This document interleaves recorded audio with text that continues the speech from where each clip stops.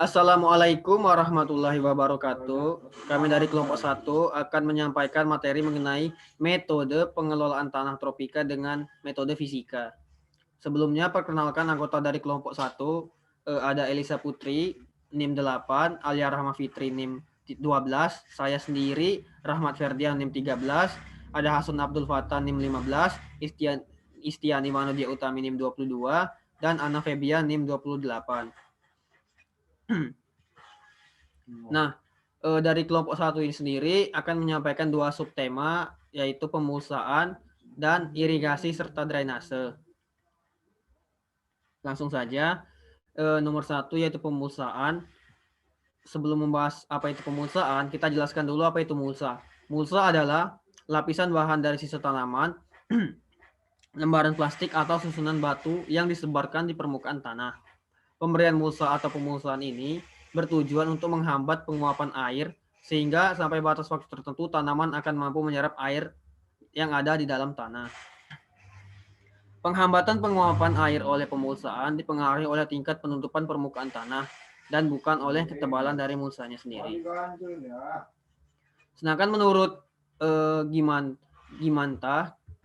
Ginarta tahun 2013, pengelolaan tanah dengan menggunakan mulsa plastik atau mulsa jerami dapat meningkatkan pertumbuhan dan hasil tanaman secara signifikan.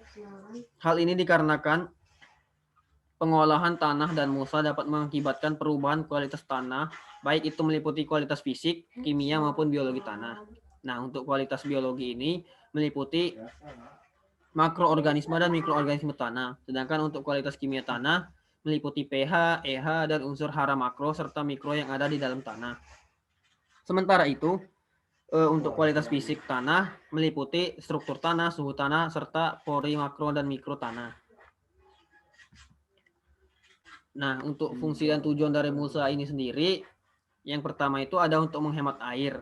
Di sini maksud dari menghemat air, yaitu mulsa dapat menghambat atau menurunkan evapotranspirasi pada tanah, sehingga air yang ada di dalam tanah disimpan lebih lama dan kita tidak perlu menyiram tanah terlalu sering sehingga dapat menghemat penggunaan air. Kedua, dapat mencegah erosi. Dengan adanya mulsa sendiri akan menutupi lapisan permukaan tanah sehingga dapat menghambat laju butir hujan dan mengurangi aliran permukaan sehingga erosi dapat dicegah. Kemudian dapat menghambat pertumbuhan dari gulma. Dengan adanya mulsa, tanah di sekitar tanaman pertanian akan tertutup oleh mulsa sehingga tidak ada ruang bagi gulma untuk tumbuh. Selanjutnya, menjaga keseimbangan suhu tanah dan lapisan udara di dekat tanah sehingga tanah tidak menjadi terlalu panas. Mulsa juga dapat menjaga sari-sari atau unsur hara makanan dalam tanah dari pencucian dan penghanyutan oleh air hujan. Selanjutnya, mulsa juga dapat menjaga kondisi tanah tetap remah dan tidak cepat padat. Menjaga penyakit tanaman yang timbul akibat percikan tanah oleh air hujan, menjadi sumber bunga atau bahan organik atau humus, meningkatkan mutu hasil pada tanaman, serta memperlancar kegiatan jas aeronik dalam tanah, seperti cacing tanah yang sangat membantu petani dalam menyuburkan tanah. Selanjutnya, materi akan disampaikan oleh Elisa Putri. Kepada Elisa dipersilakan. Materi selanjutnya adalah macam-macam mulsa. Macam-macam mulsa di sini adalah macam-macam mulsa. Yang pertama, organik dan juga anorganik. Untuk topik pertama adalah mulsa organik, di mana mulsa organik adalah mulsa yang terbuat dari bahan-bahan sisa panen, misalnya jerami, potongan rumput, koran, kompos, dan sekam mentah, daun-daun, contohnya daun pisang, daun pohon pinus atau cemara, batang-batang, ranting, dan lain sebagainya.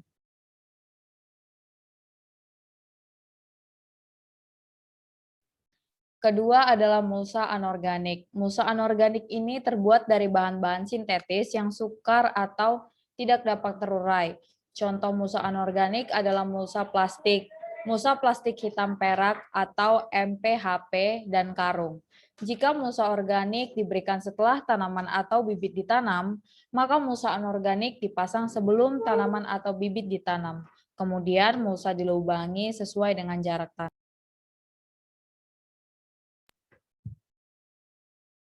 Untuk penggunaan mulsa pada tanah kering dan tanah basah. 1. Pada lahan kering. Lahan kering sendiri didefinisikan sebagai hamparan yang tidak pernah tergenang atau digenangi air pada sebagian waktu dalam setahun atau sepanjang tahun, dituliskan oleh Hidayat Eto pada tahun 2002. Lahan kering dapat digunakan untuk usaha pertanian dengan menggunakan air secara terbatas dan biasa hanya bersumber dari air hujan, dituliskan oleh Abdurrahman Eto 1997. Kendala pada lahan kering tropika sendiri antara lain A. Evapotranspirasi yang tinggi, B. Masukan air atau sumber air yang rendah, C. Pencucian hara makro yang sangat intens, D. Aliran permukaan tinggi terutama pada topografi miring atau mudah mengalami erosi pada saat musim hujan.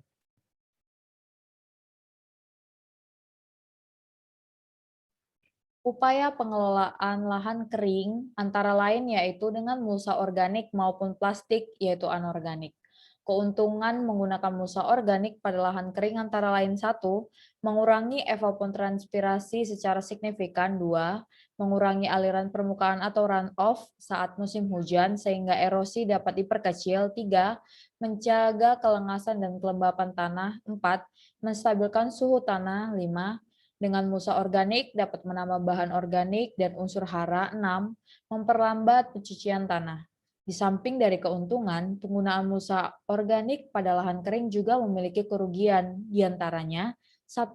Dibutuhkan dalam jumlah yang banyak apabila menggunakan mulsa organik. 2. Dapat membahayakan apabila mulsa organik menjadi sarang hewan berbisa seperti ular. 3. Memerlukan tenaga kerja dan biaya yang besar. 2. Lahan basah. Menurut Samsa 1971, wetland didefinisikan sebagai wilayah lahan gambut, rawa, dan air, baik alami ataupun buatan yang bersifat sementara maupun permanen, tidak mengalir atau diam, atau mengalir yang memiliki sifat payau, asin, atau tawar, serta mencakup wilayah air marin yang tingginya saat surut tidak lebih dari 6 meter. Maltby pada tahun 1986 mengatakan bahwa wetland adalah suatu tempat yang tergolong cukup basah selama waktu yang tergolong cukup panjang untuk pengembangan vegetasi serta organisme lain yang harus beradaptasi khusus. Karakteristik lahan basah yang melekat adalah keadaan tanah yang jenuh terhadap air. Lahan ini di sepanjang musim selalu digenangi air, namun air yang dimiliki oleh lahan dapat bersifat musiman dan permanen. Kendala pada lahan basah antara lain A. Kandungan air yang tinggi, B. pH rendah atau masam, C. Rendahnya kandungan hara mikro, D. Banyak mengandung pirit. Untuk upaya pengelolaan pada lahan basah dengan mulsa organik maupun mulsa plastik, berikut keuntungan penggunaan mulsa pada lahan basah, antara lain 1. Dapat menambah bahan organik apabila menggunakan mulsa organik. 2. Dapat menghambat serangan penyakit apabila musim hujan. 3. Menekan pertumbuhan gulma yang dapat menyebabkan persaingan. 4. Mengendalikan kesuburan tanah atau mengurangi pencucian saat musim hujan. Selain keuntungan, penggunaan mulsa pada lahan basah juga memiliki kelemahan, di antaranya 1. Apabila mulsa plastik memerlukan biaya yang mahal. 2. Memerlukan jumlah yang tidak sedikit jika menggunakan mulsa plastik. Dan juga yang ketiga, memerlukan tenaga yang besar. Untuk topik selanjutnya akan dilanjutkan oleh Alia Rahma.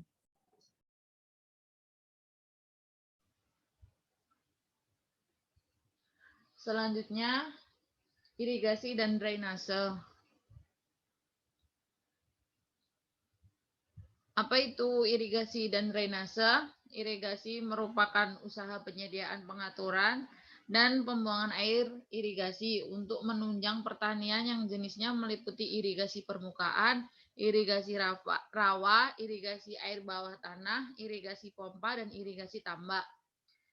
Selanjutnya drainase. Drainase merupakan pembuangan air irigasi, pengaliran kelebihan air yang sudah tidak dipergunakan lagi pada suatu daerah irigasi tertentu. Fungsi dan tujuan irigasi merupakan memasok kebutuhan air pada tanaman, menjamin ketersediaan air di musim kemarau, menurunkan suhu tanah, mengurangi kerusakan tanah. Menurut Suwarji 1990.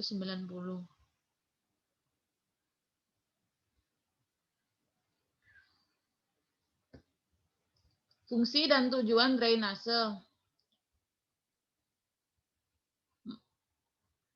Menurunkan permukaan air tanah pada tingkat yang ideal, mengendalikan erosi tanah, kerusakan jalan, dan bangunan yang ada, mengendalikan air hujan yang berlebihan sehingga tidak terjadi bencana air, meresapkan air permukaan untuk menjaga kelestarian air tanah, menurut Suripin 2004.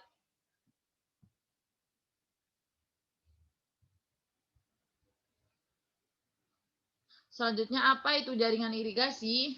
Jaringan irigasi adalah saluran, bangunan, dan bangunan pelengkapnya yang merupakan satu kesatuan yang diperlukan untuk penyediaan, pembagian, pemberian, penggunaan, dan pembuangan air irigasi. Macam-macam irigasi ada 3, irigasi primer, jaringan irigasi sekunder, jaringan irigasi tersier.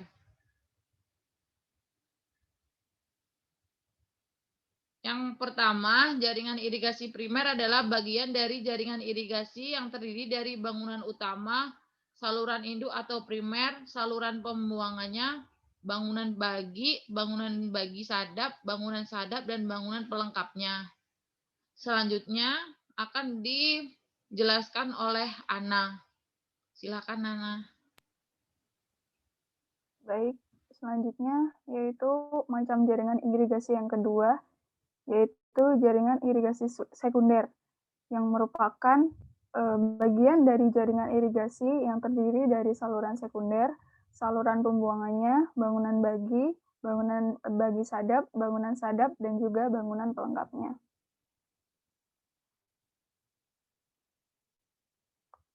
Selanjutnya, yang ketiga, ada jaringan irigasi tersier, merupakan jaringan irigasi yang berfungsi sebagai prasarana pelayanan air irigasi dalam petak tersier yang terdiri dari saluran tersier, saluran kuarter, dan saluran pembuang, box tersier, box kuarter, serta bangunan pelengkapnya.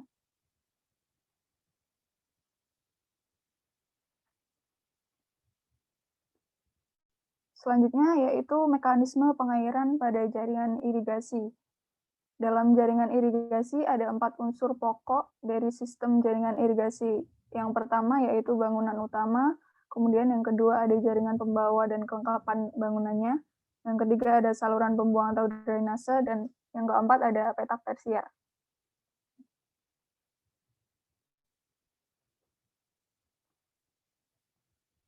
Yang pertama merupakan bangunan utama. Bangunan utama merupakan suatu bangunan yang dipergunakan untuk menangkap atau mengambil air dari sumbernya seperti sungai atau mata air lainnya.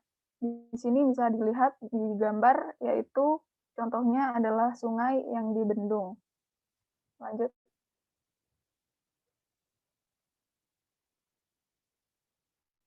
Kemudian yang kedua ada jaringan pembawa dan kelengkapannya, merupakan jaringan yang terdiri atas jaringan utama dan juga jaringan tersier. Lanjut.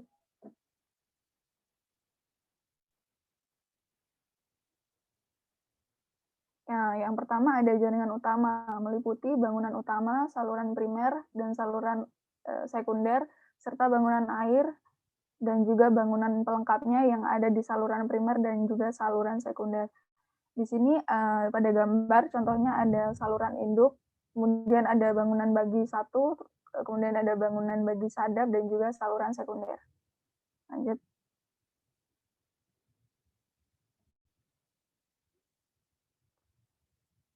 Kemudian yang kedua, selanjutnya ada jaringan tersier yang merupakan jaringan irigasi di petak tersier, mulai saluran tersier, saluran kuarter, dan bangunannya yang ada di kedua saluran tersebut, seperti box bagi tersier, box bagi kuarter, dan bangunan air lainnya. Di sini bisa dilihat pada contoh itu ada saluran tersier yang mengalir menuju box tersier dan juga ke box kuarter serta petak tersier. Materi selanjutnya akan disampaikan oleh Istiani. Silakan Istiani. Terima kasih. Yang selanjutnya, unsur pokok selanjutnya yaitu saluran pembuang atau drainase. Saluran pembuang berfungsi menampung kelebihan air dari jaringan sekunder dan tersier untuk keluar dari kawasan irigasi. Nah, dalam gambar ini yaitu ada saluran drainase. Next.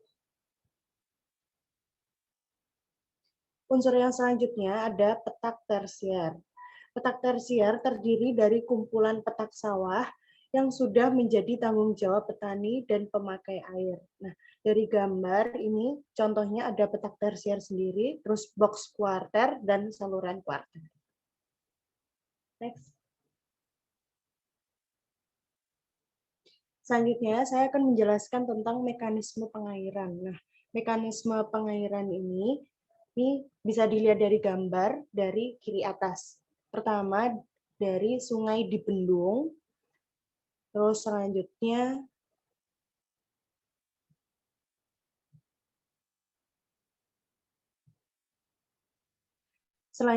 ke saluran induk atau utama, terus selanjutnya ke bangunan bagi, terus langsung ke saluran sekunder, lalu ke bangunan bagi,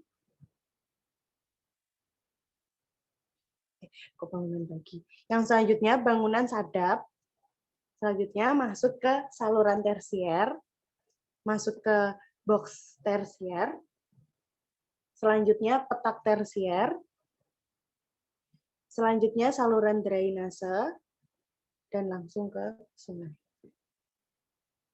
Next. Perbedaan irigasi dan drainase di lahan kering dan basah.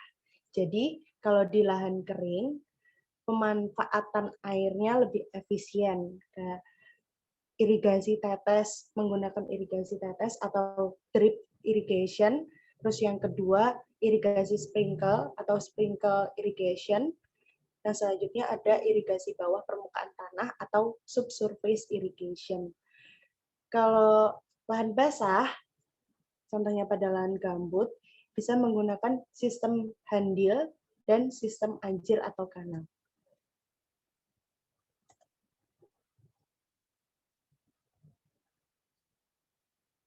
Selanjutnya, saya akan menjelaskan yang tentang di lahan kering.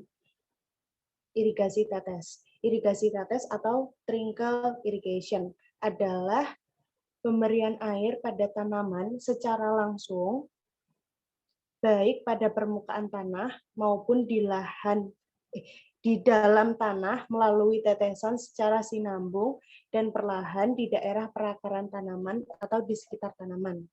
Komponen sistem irigasi tetes terdiri dari sumber air, sumber tenaga, pompa, dan pengatur tekanan, katup kendali, dan perangkat backflow atau antisipon, saringan, jaringan lateral atau distribution line, emitter, peralatan kontrol, dan monitoring. Cara kerja dari irigasi tetes ini dengan menampung air dalam wadah dan mengalirkan ke tanaman menggunakan tekanan gaya gravitasi melalui lubang yang telah dibuat sesuai dengan kebutuhan tanaman.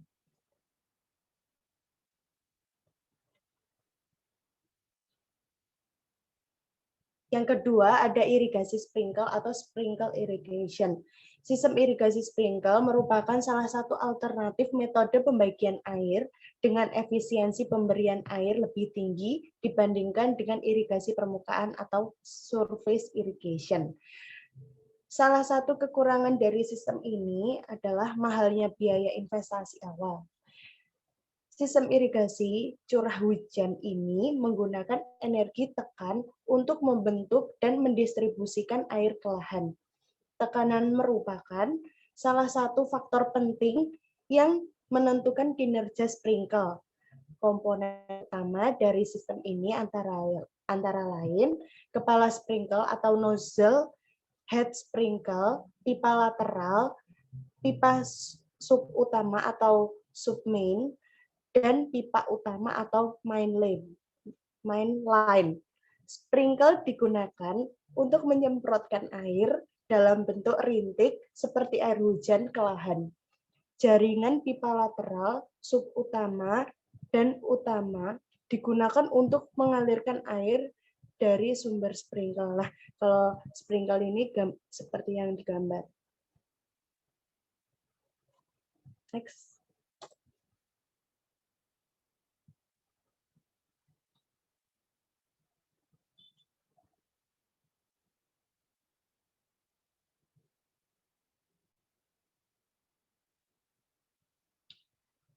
Nah, lanjutan dari yang irigasi sprinkle, komponen penyusun irigasi curah atau irigasi sprinkle ini menurut Prastowo 2002, yang pertama, sumber air irigasi dapat berasal dari mata air, sumber air yang permanen, termasuk sungai, danau, dan sebagainya, sumur, atau suatu sistem suplai regional. Yang kedua, sumber energi untuk pengairan dapat berasal dari gravitasi, pemompaan pada sumber air, atau penguatan tekanan dengan menggunakan pompa penguat tekanan atau booster pump. Yang ketiga, jaringan pipa terdiri dari yang pertama ada lateral, yaitu pipa yang merupakan tempat diletakkannya pencurah. Pipa lateral biasanya tersedia di pasar dengan ukuran panjang 5, 6, atau 12 meter setiap potongnya. Setiap potongan pipa dilengkapi dengan quick coupling untuk mempermudah dan mempercepat proses menyambung dan melepas pipa. Yang kedua ada manifold, yaitu pipa tempat dihubungkannya pipa lateral. Selanjutnya ada valve line, yaitu pipa tempat diletakkannya katup air. Dan supply line, yaitu pipa untuk menyalurkan air dari sumber air. Slide selanjutnya akan dijelaskan oleh Hasan Abdul Fattah.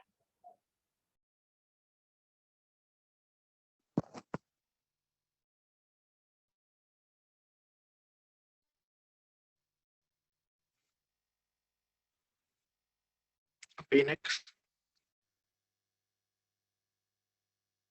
Selanjutnya adalah irigasi bawah permukaan atau subsurface. Subsurface irrigation merupakan pemberian air pada tanaman melalui saluran-saluran di bawah permukaan tanah. Sistem irigasi di bawah permukaan tanah dapat dilakukan dengan meresapkan air ke dalam tanah di bawah zona perakaran melalui sistem saluran terbuka ataupun dengan menggunakan pipa porus. Lengan tanah digerakkan oleh gaya kapiler menuju zona perakaran dan selanjutnya dimanfaatkan oleh tanaman. Pipa lateral dikubur di bawah tanah dan irigasinya diteteskan di dalam tanah pada zona perakaran. Sistem ini mulai diterima atau dioperasikan setelah permasalahan mengenai emitter yang tersumbat terselesaikan. Sistem ini sering diterapkan pada kebun atau tanaman buah kecil atau sayuran. Prinsip kerja irigasi ini yaitu mengalirkan air tetes demi tetes. Caranya, air dari sumber air dipompa dan disalurkan melalui pipa pendistribusian utama. Pipa tersebut kemudian dihubungkan dengan pipa cabang header line. Pipa cabang dihubungkan lagi dengan pipa penetes pipa dilengkapi dengan alat berlubang kecil atau emitter yang berfungsi agar air dapat menetes. Pipa penetes diletakkan di subsurface irrigation, gambarnya seperti yang ada pada gambar. Oke, next.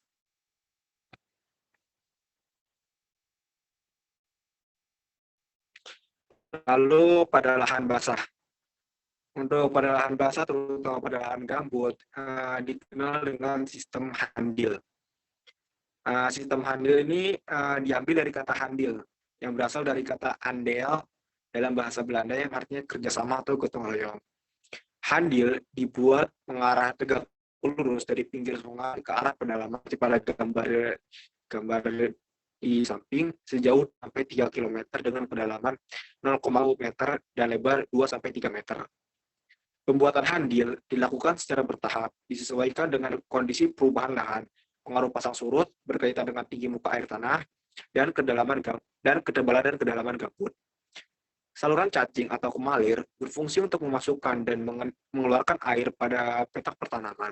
Sistem handil memanfaatkan apa yang diberikan alam berupa tenaga pasang surut yang mengalirkan air sungai ke lahan pertanian, kemudian mengeluarkan air ke arah sungai jika surut, sehingga handil dapat berperan sebagai saluran irigasi dan drainase. Sistem handil merupakan sistem irigasi drainase pada lahan pasang surut yang sederhana dan penting untuk lahan pertanian khususnya persawahan.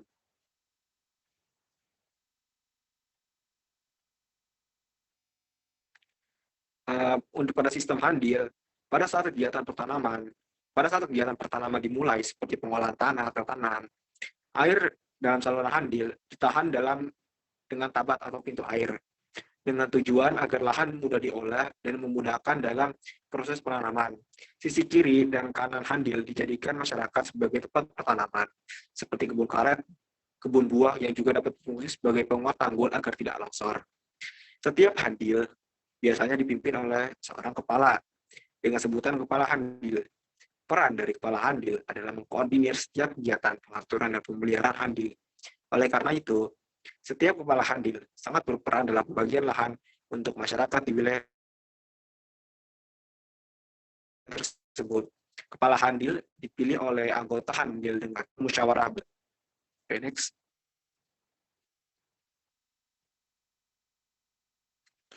Pembuatan handil yang dilakukan untuk mempertahankan ketebalan gambut dilakukan oleh petani di Desa Kalampangan, Kalimantan Tengah.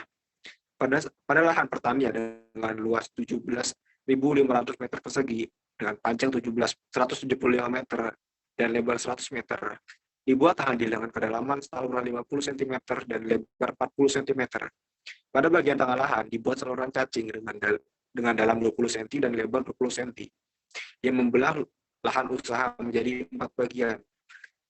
Salah satu saluran dibuat memanjang yang bermuara di saluran besar di depan rumah. Saluran keliling ini tidak pernah ditutup agar pada saat waktu hujan lebat tidak tergenang. Penutupan hanya dilakukan pada saluran cacing supaya lahan tetap lembab.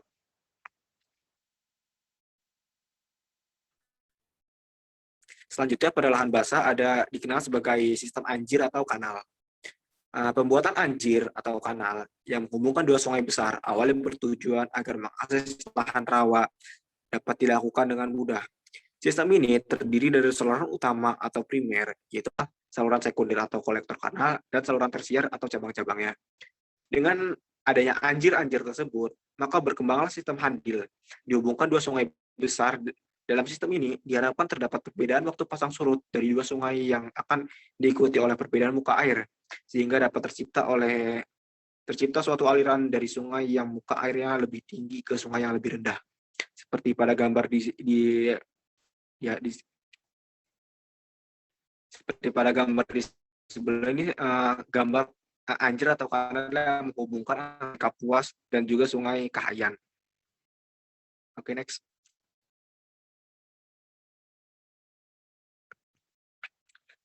Sistem anjir di Kalimantan Selatan. Pembuatan anjir ini melibatkan pemerintah karena harus didukung oleh sarana dan prasarana yang memadai. Ide ini pertama kali ditemukan oleh Insinyur Keren Muhammad yang menjamu dan tenaga kerja pada tahun 1956 sampai 1958. Dari beberapa anjir yang rencananya akan dibuat, yang terrealisasi hanyalah anjir yang menghubungkan Sungai Barito, Kalimantan Selatan dengan Sungai Kapuas Murung, Kalimantan Tengah, meliputi anjir Sarapat sepanjang 28,5 km, anjir Tamban 25,3 km, Anjir Talaran 26, meter. Dan yang kedua adalah Anjir yang menghubungkan Sungai Kahayan dan Sungai Kapuas Murung di Kalimantan Tengah. Meliputi Anjir Basarang sepanjang 24 km, Kelampan 20 km, dan beberapa anjir lainnya di Sumatera dan Kalimantan Barat.